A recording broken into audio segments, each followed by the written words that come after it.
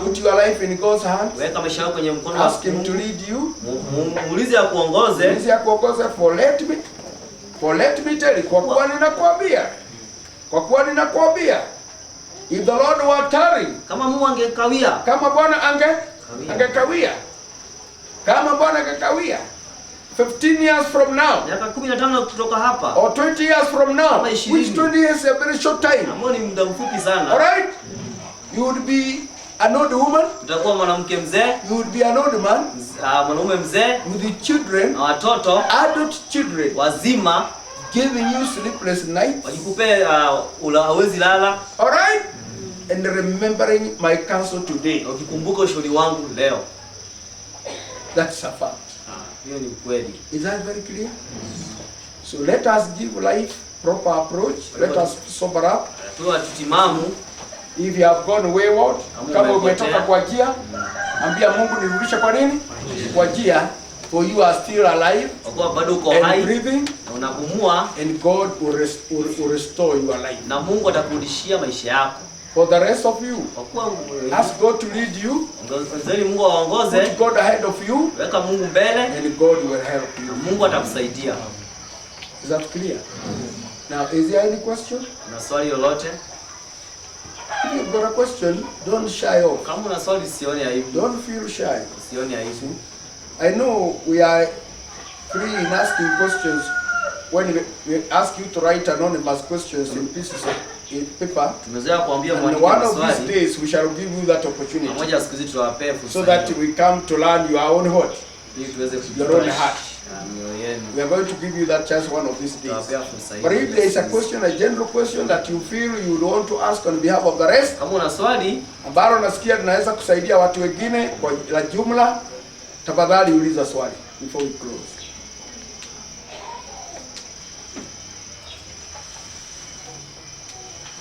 Hayo mambo tumeongea ni ya kweli? Yes. Maisha inakuwa namna hiyo. Wewe mwenyewe si umeshuhudia mambo hayo katika mahali hapa na pale, na ukaona na watu wengine mambo yale ambayo ninajaribu kutaja hapa. Si umeyaona? Si umeyaona? Let somebody, another person's mistake be your stepping stone. Wacha kosa la mwingine. Jifunze na makosa ya wengine. Jifunze na makosa ya wengine.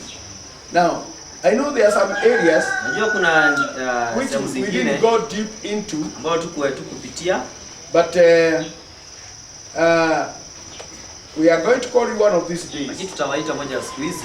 Those of you who are adults, wale ambao ni watu wazima tutawaita hapa, ambao mko katika umri wa kuoa au kuolewa, na tutawashauri. Lakini kumbuka, it's always good to marry in the house of God, or to be married in the house of God. Kuoa katika nyumba ya Mungu au kuolewa katika nyumba ya Mungu.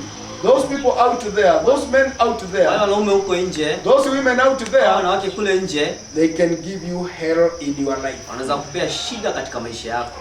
Mnasikia jambo hilo? Yes. May the Lord bless you very much. Mungu awabariki sana. If there is no question, any question? Na swali lolote? Yes, sister. Just ask. It's not a question, but I was requesting if you tell us what to do, because we want to do the right thing. Yeah. But then the world outside there can't understand what you want to do. Yeah. So you become like an oddball to them.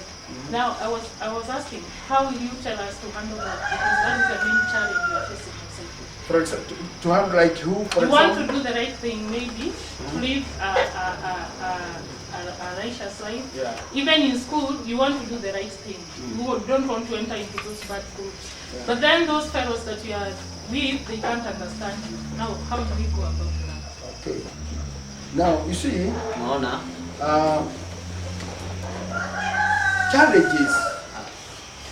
challenges are not just with the youth.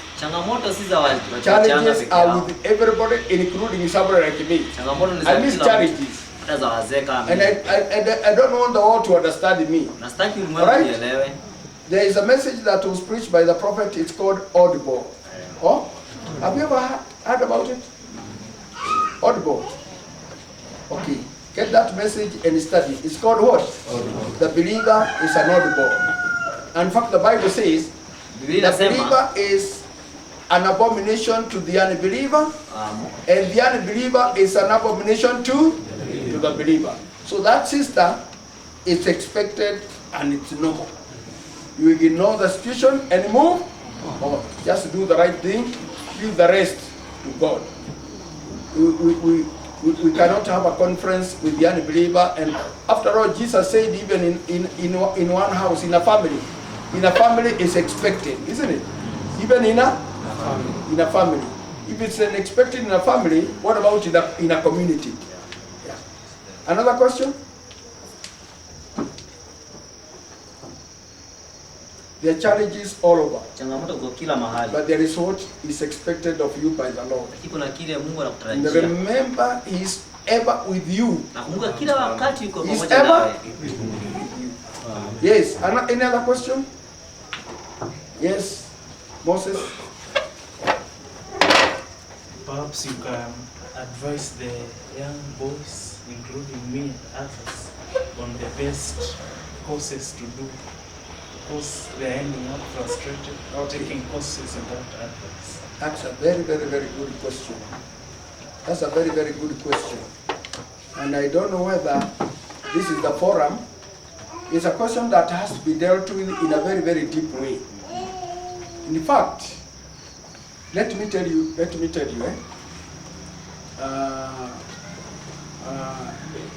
that problem is not just with the young people. It's even with the adults. In fact, we are planning a meeting. We are planning a meeting in Kampala.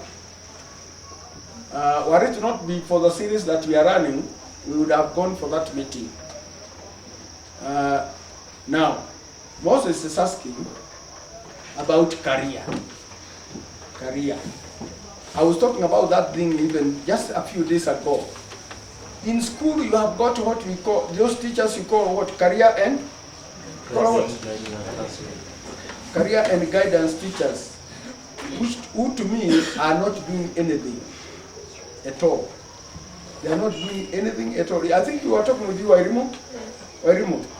We were talking about that subject with Wairimu the other day. Yesterday or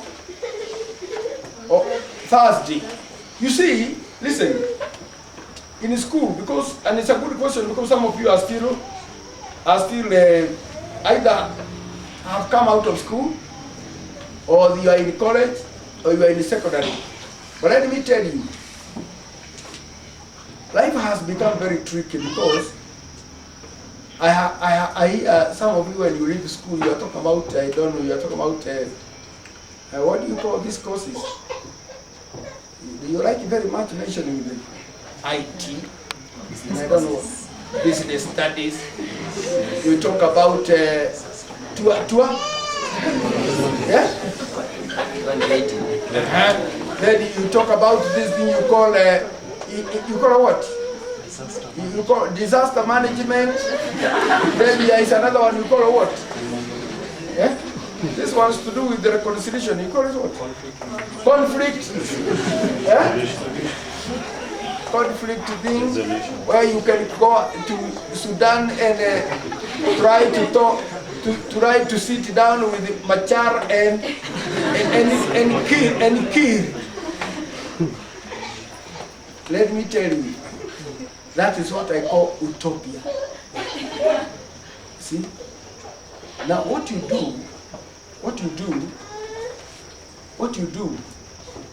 when you finish school, try to talk to people who are out here and who at least have got the information. Even I was telling is it you I was talking to, or your brother, or who?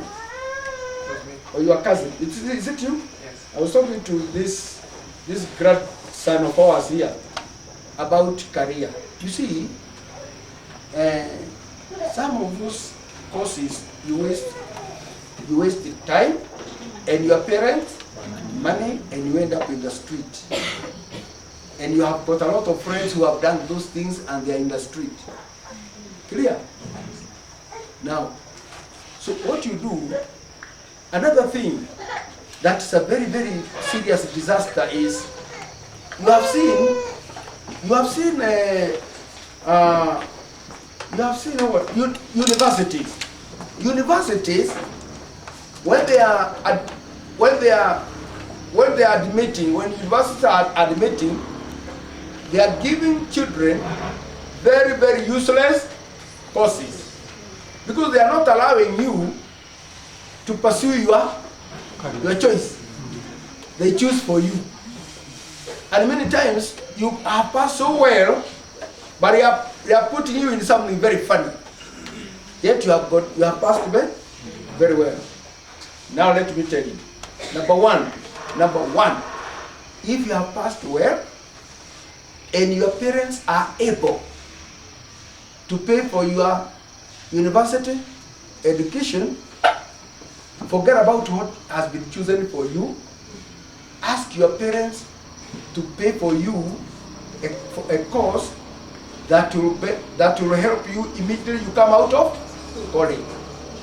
I would rather forego the what? I would rather forego the benefit of a government student, but pay for my own what? Course, rather than study for something that's not going to help me tomorrow. If your parents are able, I'm advising you, let your parents pay for you a course that is going to help you tomorrow, instead of just you being pushed into a course that will not help you. Number two, the courses. Those courses, you are supposed to be able to, or rather, seek counsel. If you take, for example, like BComs are everywhere. All right? BComs is just everywhere. Sometimes you take BCom with something, maybe with what? Accounts or something else, or those courses, those academic courses whereby you learn in white collar jobs. Sometimes or many times you may end up with a lot of problems. You must remember we have got a lot of universities in Kenya, don't we? Everywhere. Imagine when you see students coming out of universities around here, and that's all in Nakuru.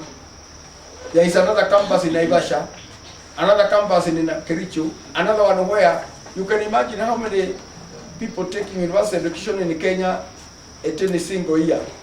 Very many. And every year universities are what? Hatching out what? Students, graduates. Where are they going to learn? Eh? So you have got to look for a unique what? Eh? A unique course. A course that is unique as much as possible and which you can study. See? Where the field is not yet what? Crowded. Now did you know, by the way, that there are some diplomas 100% better than degree? Did you know that? Yeah. If you went to apply for, there was this Nairobi Polytechnic. Nairobi Polytechnic has been hatching out diploma students who are very, very, very qualified, such that if you went to look for a job with the Kenya Power as an electric what? Engineer, a graduate from Nairobi, and they are a diploma from Kenya Polytechnic, Kenya Power mostly were preferring the diploma guy. I'll give you an example. One time in my house where I used to live, the present house where Brother Mayot is living, we had a blackout in my house one evening. We had somebody here who was a graduate, an engineer with Kenya Power. I called him to my house. Do you know, he looked for the fault till 2 a.m. to an extent where we even removed some wires and did wiring. We put in new wires. But there was no power. The following day, I called Brother Saya. You know Brother Saya? Yeah? Brother Saya, I think he's either a certificate, is it certificate holder or? Certificate. He's certificate, not even diploma. He was a technician here in Nakuru High School one time. I called Brother Saya. Brother Saya came and just fixed the fuse. That seconds, the lights were on. So you can see. You can come with your degree and somebody comes with a what? Somebody comes with a village what? Polytechnic certificate, and he fixes something that you are unable to fix. What I'm trying to say, anything that can employ you, go for it. Go. Don't go for big titles. Go for anything that can give you employment. Not for a big name. Not for big this and big that and big this. Go for something that can employ you. There are no jobs in offices. Let me announce that. There are no more jobs in offices. There are no more jobs. There are no more jobs. That one computer employs 50 people in an office. One computer, 50 people. Jobs that were used to be done by 50 people are now done by one person. There are no jobs in offices. Let not even people blame the government. Huh? The government. How does the government create jobs? More people in the DC's office? Eh? What about the next lot that graduates? Add more? See?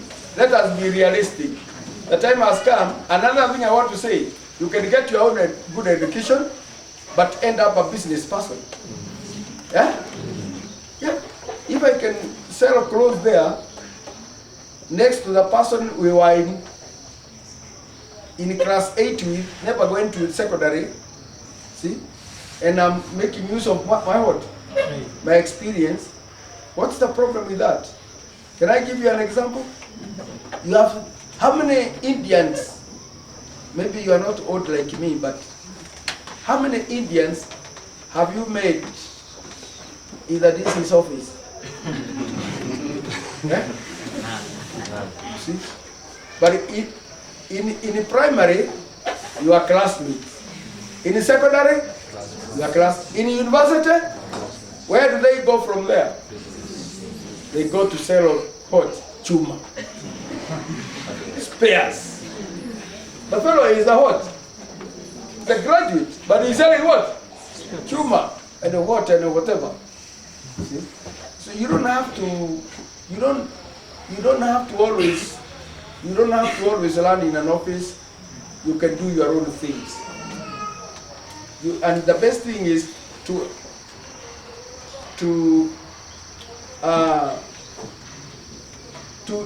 think of something that you can end up employing yourself instead of seeking what? Employment. Because these are days where people are also getting losing jobs very much. Retrenchment is a very common thing. Another thing, some places of work, you live with harassment. Somebody wants to sack you any minute. The best employer today is the government. Period. Is that? Government is the best employer. You better get little salary, but in a job that you are sure tomorrow you are still on the job. It's very hard to be sacked in the government unless you steal NYS money. Yeah? Is the best employer. Government is the best employer. Is the best employer. See? I was advising that, is that daughter of, what is this daughter of Sister Maingi? Where is she? Yeah, here.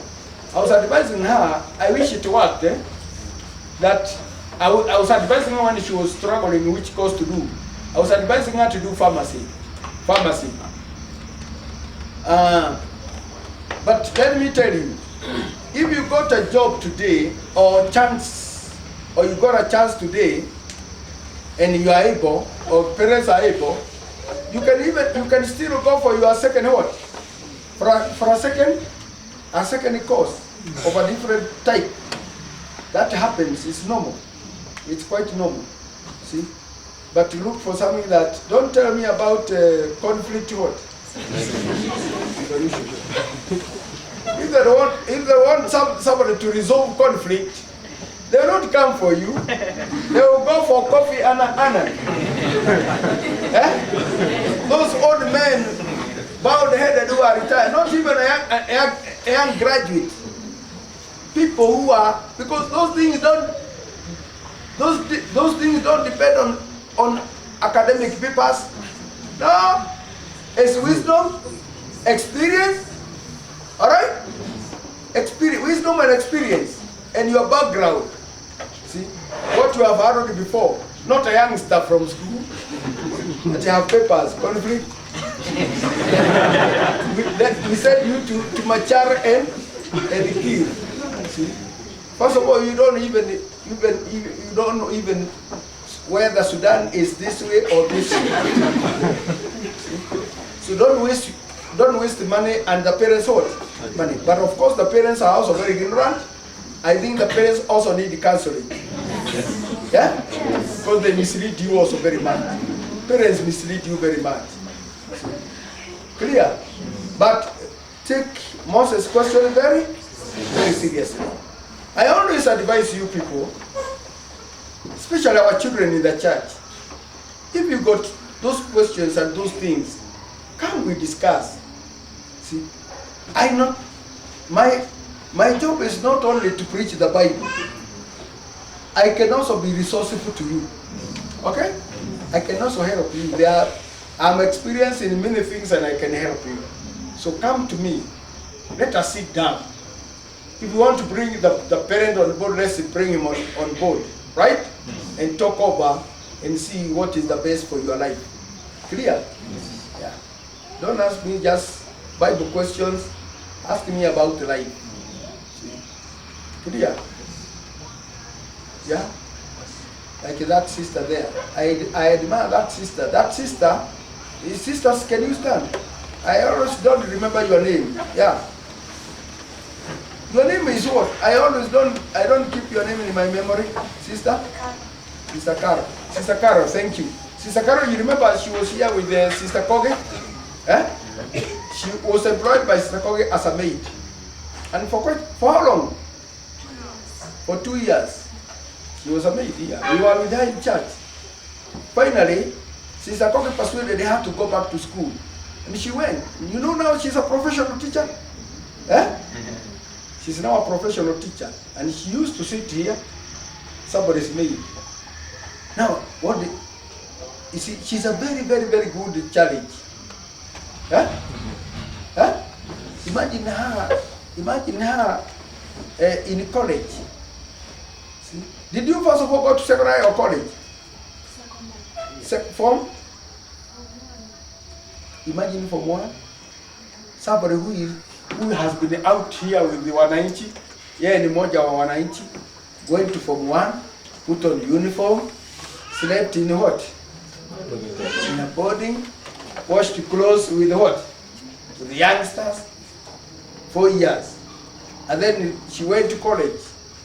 Here she is, she's your teacher. She's a teacher. I mean, how do you think about it? And let me tell you, life is funny. You leave somebody playing around here, playing around. You go to college, or you go to school, within a short time you are out with your papers, but that person is just playing around here, he thinks it's 1 week. Anasikia umemaliza nini? Hata college, na aliwacha tu ukicheza hivi. I admire people who are determined. In what? Life is like that. Our sister there is a good role model and a challenge to many people. Sidio Moses? Kabisa. There is a mzee. He was a Luo. When I was a teacher in Kariuki, I had a teacher, colleague of mine, a lady, Miss Mrs. She was called Mera.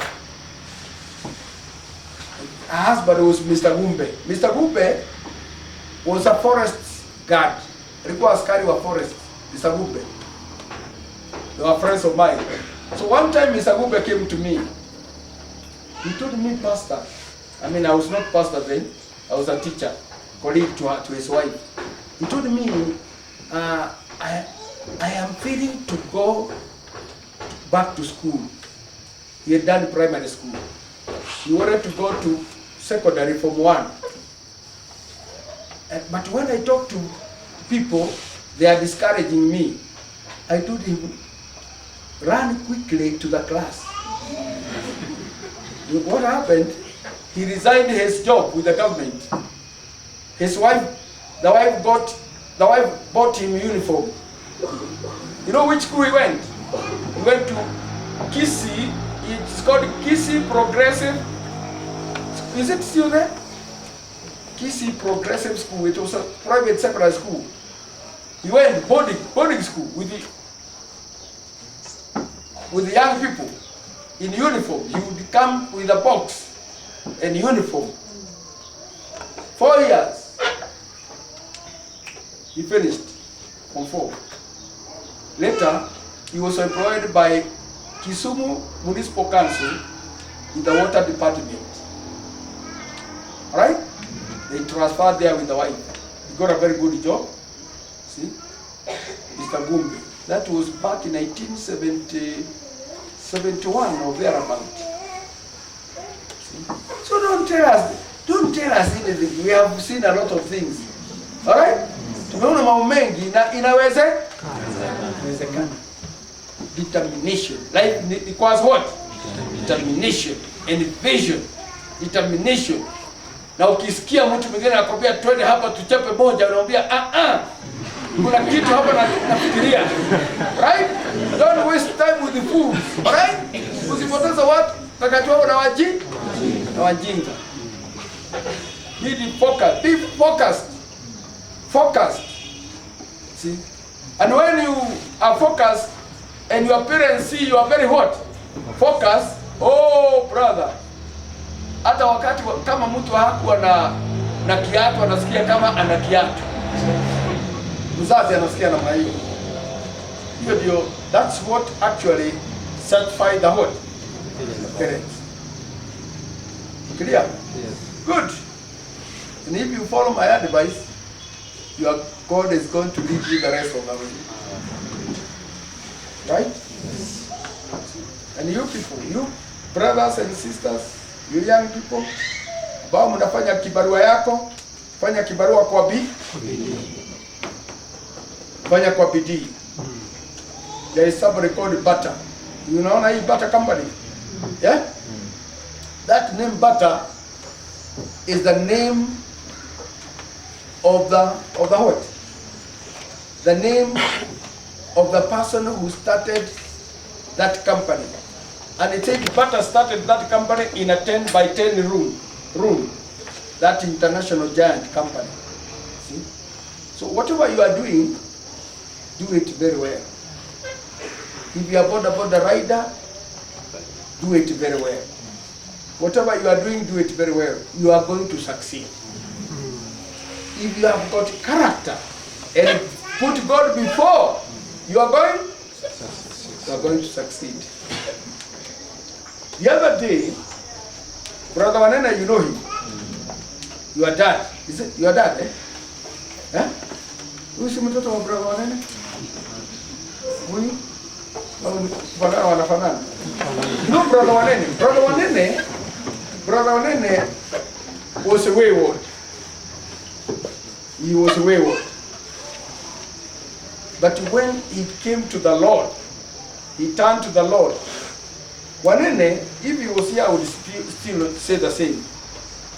When he came to church somebody with a lot of problems. In fact, many times he would call me and ask him to send him something. The family did not have food. Within a very short time, I don't know what happened. Within a short time, I was riding in his car to the airport in Nairobi within a very short time. That is, to me, it's like a miracle.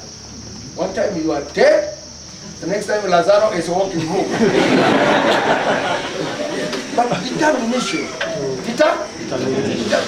When you come to do something, you do it well. Determination. See? Determination. See? And sometimes, he is even called sometimes in some places, see, to motivate the what? The people. Because when you talk out of experience. You talk out of experience. You have gone through the same route, hard route. But you know with determination you can make it. Is that